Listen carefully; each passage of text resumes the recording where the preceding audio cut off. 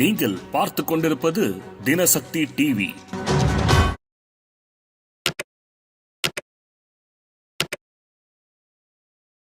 Lady super star என ரசிகர்களால் கொண்டாடப்படும் நயன்தாரா சினிமாவுக்கு வந்து 22 ஆண்டுகள் ஆகிறது. பெரிய சம்பளம் வாங்கும் நடிகையாக திகழும் நயன்தாரா படங்களில் முதன்மை கதாபாத்திரத்திலும் நடித்து அசத்தி வருகிறார். நயன்தாரா கடைசியாக மனசங்கர வரபிரசாத் காரு என்ற படத்தில் நடித்திருந்தார்.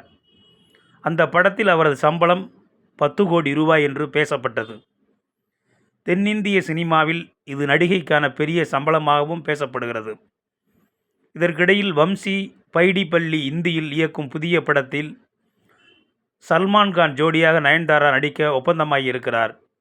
இந்த படத்தில் அவரது சம்பளம் 11 கோடி ரூபாய் என்று பேசப்பட்டுள்ளதாம். ஜவான் படத்தை தொடர்ந்து மீண்டும் நயன்தாரா இந்தியில் நடிக்க உள்ளது குறிப்பிடத்தக்கது. வீடியோ உங்களுக்கு பிடிச்சிருந்தா லைக் பண்ணுங்க, கமெண்ட் பண்ணுங்க, ஷேர் பண்ணுங்க, சப்ஸ்கிரைப் பண்ணுங்க.